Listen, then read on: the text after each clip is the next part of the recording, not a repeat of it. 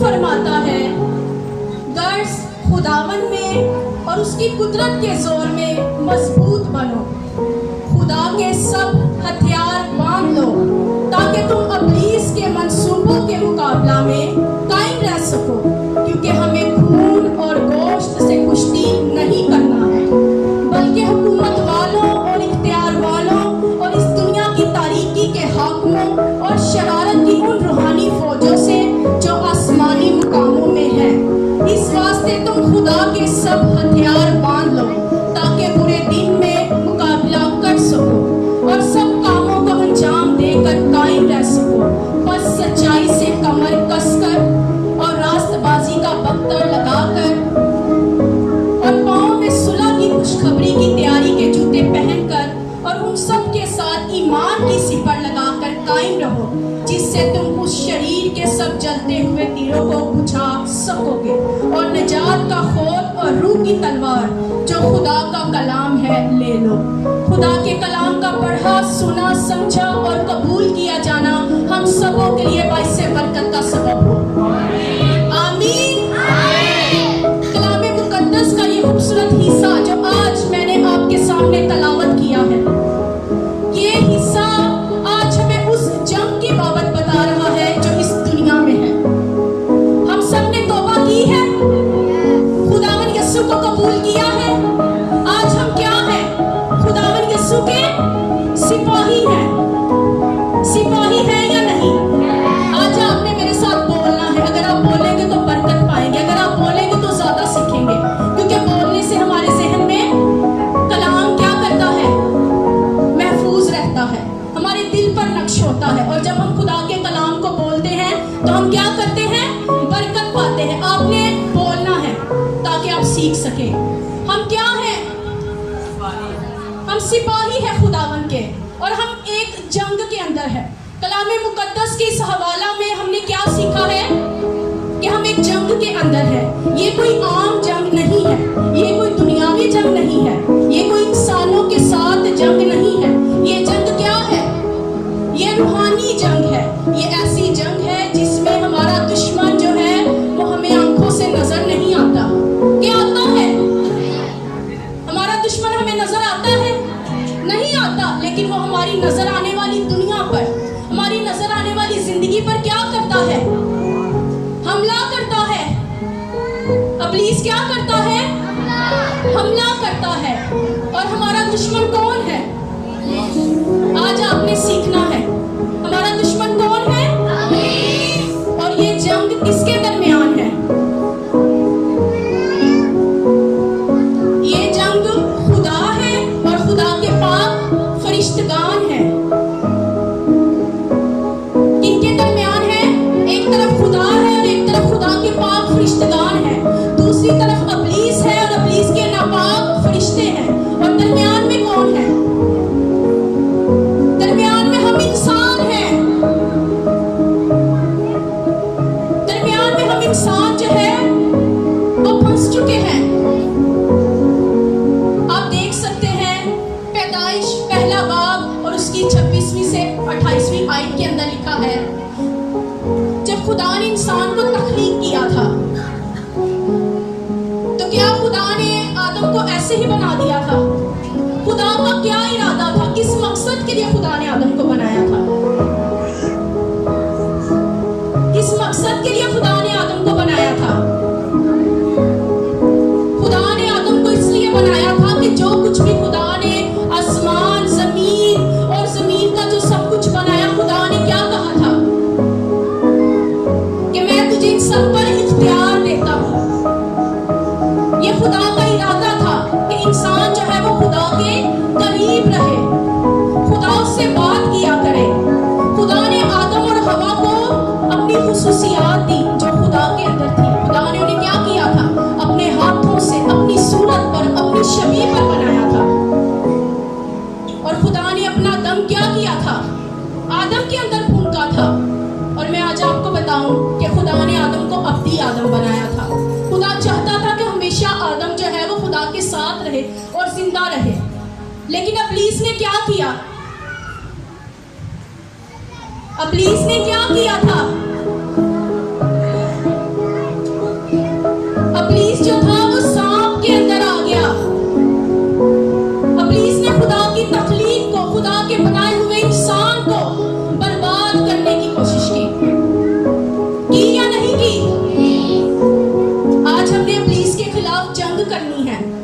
जब आप बोलेंगे नहीं, ढीले रहेंगे, तो क्या आप लड़ सकते हैं? बोलिए, खुदा के कलाम को सीखें। इब्लीस ने क्या किया था? हवा को वरगलाया। इब्लीस ने जो था वो सांप को इस्तेमाल किया। किस वजह से सांप को इस्तेमाल किया? और भी तो जानवर थे, शेर भी था, हाथी भी था। क्यों सांप का इस्तेमाल किया? क्योंकि बाइबल मुकद्दस में लिखा है कि सांप जो था वो कुल दश्ती जानवरों में से चालाक था, वो होशियार था। इब्लीस भी ढीले लोगों को पसंद नहीं करता। वो किन लोगों को इस्तेमाल कर रहा है? चालाक को। और चालाक जानवर सांप के अंदर आके क्या हुआ? इब्लीस समा गया और उसने हवा से कहा, क्या कहा था हवा से? अगर तू इस दरख्त का फल खाएगी तो क्या हो जाएगी? खुदा की मानिंद हो जाएगी। इब्लीस भी ये चाहता था कि वो खुदा बने। चाहता था या नहीं चाहता था? इब्लीस भी यही चाहता था, इसलिए तो उसे आसमान से गिराया गया। उसने खुदा के खिलाफ बगावत की और कहा कि मैं अपना तख्त क्या करूंगा? खुदा से भी ऊंचा बनाऊंगा। अब देखिए, जिसने उसे बनाया वो कह रहा है कि उससे ऊंचा मैं अपना तख्त बनाऊंगा। तो क्या किया खुदा ने? खुदा ने उसे जमीन पर गिरा दिया, पटक दिया। अब वो क्या कर रहा है? खुदा की बनाई हुई तकलीफ को खराब करना चाहता है। आज मैं आपको बताना चाहती हूँ, इब्लीस हर उस चीज का दुश्मन है जिससे खुदा मोहब्बत रखता है। और खुदा ने सबसे ज्यादा किससे मोहब्बत रखी? इंसान से। क्योंकि इस बात की गवाही कलाम देता है कि खुदा ने दुनिया से ऐसी मोहब्बत रखी, इंसानों से ऐसी मोहब्बत रखी। खुदा ने मोहब्बत रखी या नहीं रखी? आज खुदा ने हमसे मोहब्बत रखी तो इब्लीस क्या बना? हमारा दुश्मन। इब्लीस क्या है? हमारा दुश्मन बन गया है। आज वो हमें बर्बाद करना चाहता है ताकि हम जो है वो खुदा से दूर हो जाएं।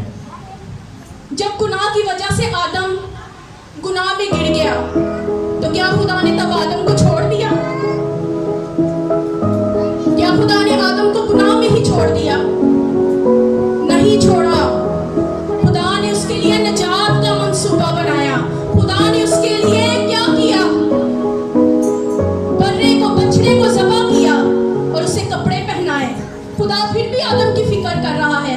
हालांकि आदम ने जो है वो खुदा से ज्यादा शैतान की आवाज को सुनना पसंद किया या नहीं किया? लेकिन फिर भी खुदा ने उससे मोहब्बत रखी और उसके लिए निजात का मंसूबा बनाया। और ये जंग जो है ये अभी शुरू नहीं हुई। जब आदम को बनाया गया तब से ही इब्लीस के साथ हमारी जंग क्या है? शुरू है। तब से ही हमारी जंग इब्लीस के साथ शुरू है। क्योंकि आदम को भी सजा दी गई, हवा को भी सजा दी गई और इब्लीस को भी सजा दी गई। और कलाम में लिखा है कि खुदा ने सांप को कहा, मैं तेरे दरमियान और औरत के दरमियान और तेरी नस्ल और औरत की नस्ल के दरमियान क्या करूंगा? अदावत डालूंगा और वह तेरे सर को कुचलेगा और उसकी एड़ी पर काटेगा। कलाम हमें इस बात को बता रहा है कि हमारी जंग, हमारा मुखालिफ कौन है?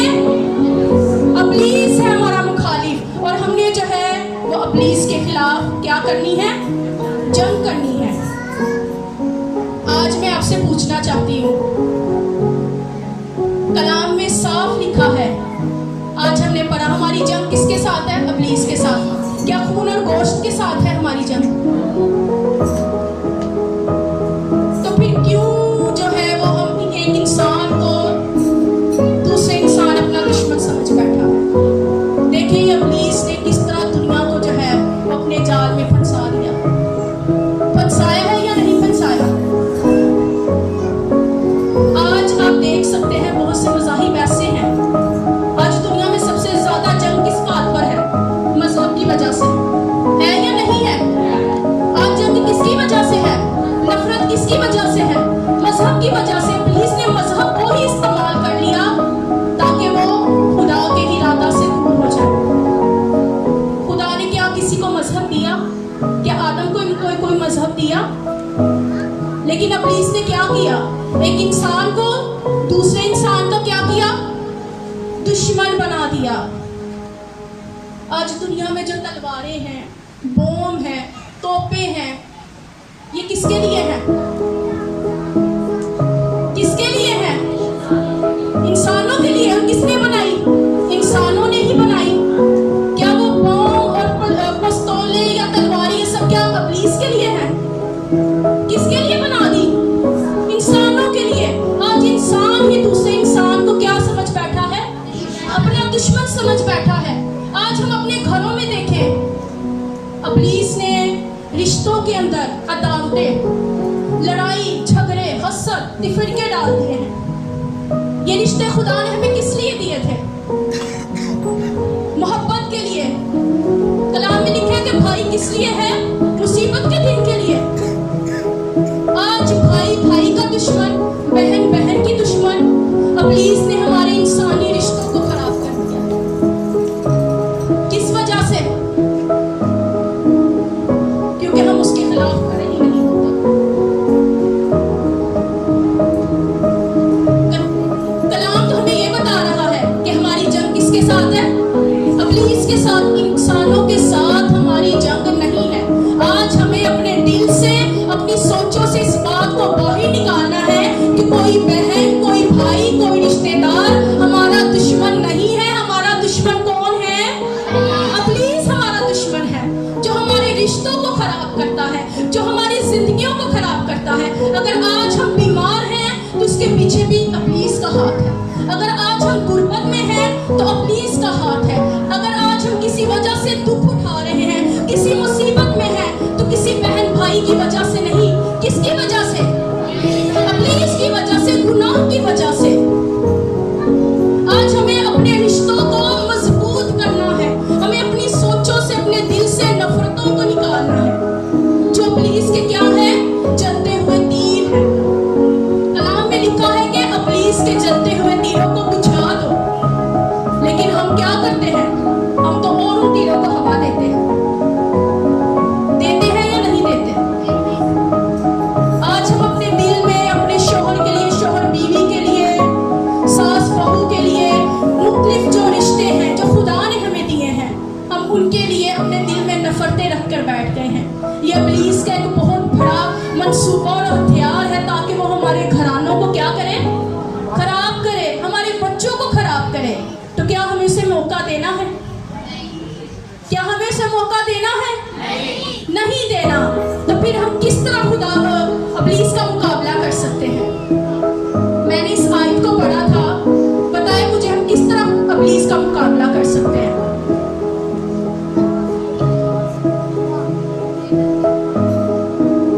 किस तरह? दुआ से। दुआ भी हमारी जरूरत है, लेकिन हम इब्लीस का मुकाबला खुदा के कलाम से कर सकते हैं। किससे कर सकते हैं? खुदा के कलाम से। और वो हमारे पास होता नहीं। आप में से यहाँ कितने हैं जो किताब मुकद्दस को पढ़ सकते हैं? जो नहीं पढ़ सकते वो सुन सकते हैं। तो किधर है आपकी किताब मुकद्दस? ये हमारा हथियार है। जब हम इस जंग के अंदर है तो क्या हमारा हथियार हमारे साथ है? हमारा हथियार। ये कलाम खुदा ने किस लिए हमें दिया? कि बस हम उसे ऊंची जगह पर रख दें। ये कलाम खुदा ने हमें रखने के लिए दिया है।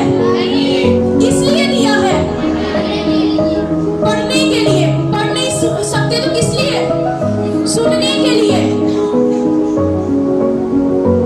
ये खुदा ने कलाम हमें रखने के लिए नहीं बल्कि पढ़ने के लिए दिया है। और इस कलाम से ही हम इब्लीस का मुकाबला कर सकते हैं।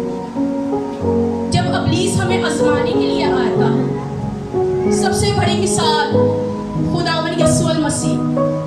जब खुदावन यीशु मसीह ने 40 दिन का रोजा रखा, तो रोजा रखने के बाद क्या होगा? इब्लीस उन्हें आजमाने के लिए आया। तो जब इब्लीस उन्हें आजमाने के लिए आया तो खुदावन यीशु मसीह ने क्या किया? कलाम को बोला। इब्लीस ने कलाम में से ही खुदावन की आजमाइश की, और खुदावन ने कलाम की आयात में से ही इब्लीस का क्या किया? मुकाबला किया। तो क्या हुआ? इब्लीस वहां ठहर सका? इब्लीस भागा या नहीं भागा? किससे भागा? कलाम से।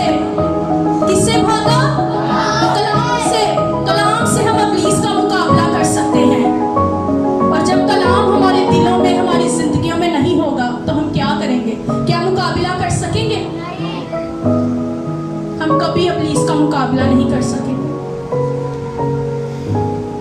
अब आप देख सकते हैं इसमें हथियार भी लिखे हैं या नहीं लिखे? कौन से हथियार? आप उन हथियारों के बारे में मुझे बताएं। सच्चाई से कमर कसना। सच्चाई क्या है?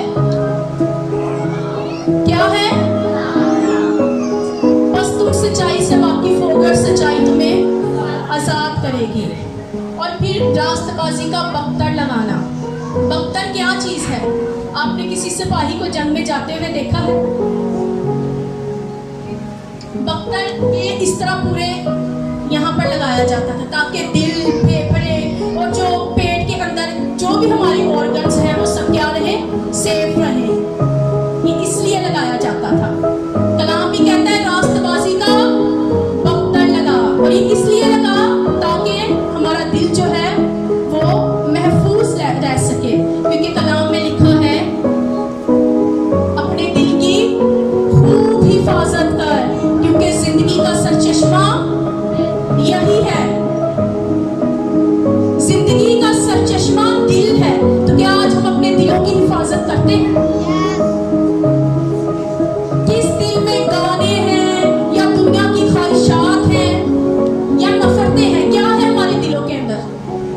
क्या कभी हमने इस बात पर गौर किया है? कलाम तो कहता है अपने दिल की हिफाजत कर। क्या आज हम अपने दिलों की हिफाजत करते हैं? नहीं करते। अगर हम हिफाजत नहीं करेंगे तो क्या हम इब्लीस के खिलाफ जंग में खड़े रह सकते हैं? नहीं रह सकेंगे। हमें अगर इब्लीस के खिलाफ खड़े होना है तो हमें अपने दिल को क्या रखना है?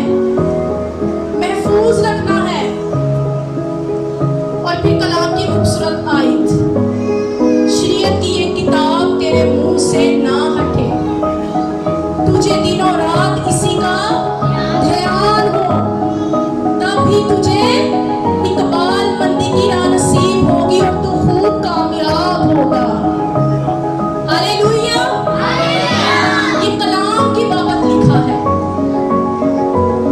और ये जो ध्यान लफ्ज है ना, अगर आप इसका इब्रानी में मुतालिया करें, इस लफ्ज को पढ़ें, तो इसका मतलब है जगाली करना। किस किस को पता है जगाली क्या है? जगाली क्या है? आपने भैंसों को, गाय को देखा है? वो क्या करते हैं? जब वो चारा खा लेते हैं तो क्या करते हैं? जगाली करते हैं, उसको चबाते हैं। उसको चबाते हैं। कितना चबाते हैं? जब तक कि वो खुराक उनके खून के अंदर ना चली जाए, जब तक कि वो चारा उन्हें ताकत ना दे, तब तक वो क्या करते रहते हैं? उस चारे को चबाते रहते हैं, उसकी जगाली करते रहते हैं। और इसी तरह कलाम में भी लिखा है कि तुझे दिनों रात उसी का ध्यान हो। यानी दिनों रात हम कलाम को सोचें, कलाम को बोलें, कलाम को पढ़ें, कलाम को अपने दिल में रखें, ताकि हमारी हड्डियों में कुव्वत आए, हमारे बदन में ताजगी आए। कलाम में क्या है? शिफा। क्योंकि कलाम में लिखा है कि वो अपना कलाम नाज़िल फरमा कर उन्हें शिफा बख्शता है। अब शिफा भी इसके अंदर है, सरफराजी भी इसके अंदर है, कामयाबी भी इसके अंदर है। कौन कौन कामयाब नहीं होना चाहता? हम सब अपनी जिंदगी में कामयाब, सरफराज होना चाहते हैं, और उन सब का सिर्फ एक ही हल है, और वो है खुदा का कलाम। क्या हल है? खुदा का कलाम। जब हम अपने इस खुदावंद के कलाम को अपने दिल में रखेंगे तो हम कभी अपने खुदावंद के खिलाफ गुनाह नहीं करेंगे। जब कलाम हमारे जहन में होगा तो क्या हम खुदा के खिलाफ काम करेंगे? नहीं करेंगे। मिसाल के तौर पर आप देख सकते हैं मुकद्दस दाऊद को। मुकद्दस दाऊद जो है वो साउल से भागकर जंगल में चला गया, भूखा प्यासा। तो क्या मुकद्दस दाऊद ने खुदा के खिलाफ बोला? नहीं बोला। बल्कि जब मुकद्दस दाऊद को डर लग रहा था जंगल में, तब भी उसने कहा कि मैं नहीं डरूंगा, क्योंकि यहोवा खुदा मेरे साथ है। और जब वो भूखा था तब भी उसने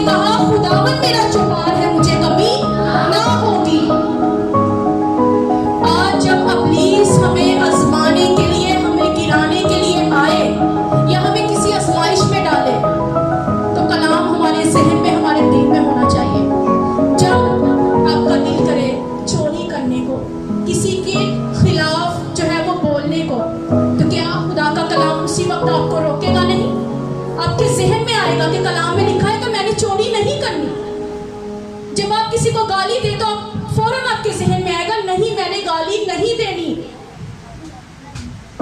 मैंने किसी के लिए बुरा नहीं बोलना। कलाम तो मुझे ये सिखाता है कि अपने भाई से मोहब्बत रख।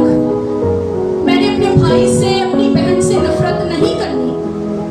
खुदा ने क्या कहा कि तुम कहते हो कि हम खुदा से मोहब्बत रखते हैं। क्या हम खुदा से मोहब्बत रखते हैं? नहीं रखते। खुदा कहते हैं जो भाई, जो इंसान तुम्हें नजर आते हैं तुम उनसे तो मोहब्बत नहीं रखते। मैं तो तुम्हें नजर नहीं आता, तुम मुझसे किस तरह मोहब्बत रख सकते हो?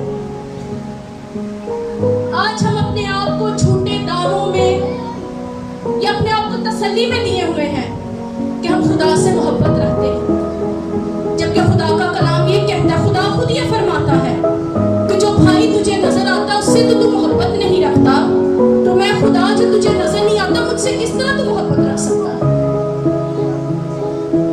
आज हम इस कलाम को सीखना है और हमें अपने दिल में रखना है, ताकि जब हमारे दिल में अपने बहन भाइयों के लिए, अपने रिश्तेदारों के लिए अदावतें आए, इब्लीस जो है वो हमें उनके खिलाफ करे, तो हम उस कलाम को याद करें कि खुदा ने कहा कि अपने भाई से मोहब्बत रख, अपनी बहन से मोहब्बत रख। कलाम तो हमें सिखाता है कि अपने दुश्मनों से मोहब्बत रखो और अपने सताने वालों के लिए दुआ करो। हालेलुया। कलाम की समझ आ रही है? आज हमने क्या करना है? कलाम को अपने दिल में रखना है। हर उस हवाले को, जो भी आपकी जिंदगी में कोई मुसीबत आए, इब्लीस आपको आजमाए, आपके जहन में फौरन से खुदा का कलाम आए।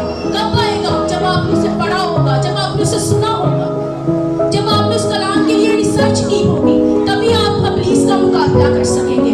नहीं तो इब्लीस आपको पिटाएगा, पटकेगा। खुदावंद यीशु मसीह ने जब मुकद्दस पतरस रसूल के अंदर इब्लीस ने आगे कहा कि खुदा ना करे कि तू सलीब उठाए, तो खुदावंद यीशु मसीह ने क्या कहा था? ऐ शैतान दूर हो। शैतान इंसानों में से होकर हमारे पास आता है या नहीं आता? शैतान इंसानों में समा जाता है ताकि वो हमें गिराए, लेकिन हमें फिर भी इंसानों से नफरत नहीं करनी। हमें देखना है कि ये शैतान का कोई मंसूबा है ताकि मैं अपने भाई से, अपनी बहन से नफरत करूं और उससे लड़ूं, ताकि मैं खुदा के कलाम के खिलाफ काम कर सकूं। जब हम ऐसे काम करते हैं तो हम इब्लीस को खुश करते हैं। इब्लीस के तीर और ज्यादा हमारे ऊपर वार करते हैं, लेकिन जब हम उसका मुकाबला करते हैं तो वो हमसे भाग जाता है, क्योंकि कलाम में लिखा है कि इब्लीस का मुकाबला करो तो वो तुमसे भाग जाएगा। आज हमें क्या करना है? इब्लीस को भगाना है या अपने पास रखना है? क्या करना है? इब्लीस को भगाना है, क्योंकि कलाम में लिखा है कि जो शख्स गुनाह करता है वो इब्लीस से है, क्योंकि इब्लीस शुरू ही से गुनाह करता रहा है। खुदा का बेटा इसलिए जाहिर हुआ कि इब्लीस के कामों को मिटाए। खुदा का बेटा इसलिए जाहिर हुआ कि इब्लीस के कामों को मिटाए। खुदावंद यीशु मसीह ने अपना काम किया है, इब्लीस के कामों को मिटा दिया है। इब्लीस क्या चाहता था? कि इंसान निजात ना पाए, खुदा से दूर रहे। तो क्या खुदा ने हमें अपने से दूर किया? बल्कि खुदा खुद इंसान बनकर बेटे की सूरत में इस दुनिया में आया और खुदा ने आकर हमारे सारे गुनाहों को अपने ऊपर लिया। किसने हमारे गुनाहों को अपने ऊपर लिया? खुदावंद यीशु मसीह ने। खुदा बाप खुद खुदावंद यीशु मसीह की सूरत में इस दुनिया में आया और हमारे गुनाहों को अपने ऊपर लिया। और क्या किया? इब्लीस के काम को मिटा दिया। इब्लीस का जो मंसूबा था कि इंसान गुनाह में रहे, इंसान खुदा से दूर रहे, इंसान मर जाए, इंसान दुख में रहे, लेकिन खुदावंद यीशु मसीह ने इब्लीस के कामों को मिटा दिया है। खुदावंद यीशु मसीह ने इब्लीस के सर को कुचल दिया है। हालेलुया। आज हमें भी इब्लीस के खिलाफ जंग लड़नी है और हम इब्लीस का मुकाबला सिर्फ खुदावंद के जिंदा कलाम से कर सकते हैं। ये हमारा हथियार है। बाकी हथियार जो है, अपनी कमर को कसना, रास्तबाजी का बख्तर लगाना और खुशखबरी के जूते पहनना, ये सब हथियार हमारी हिफाजत के लिए खुदा ने हमें दिए हैं। लेकिन वही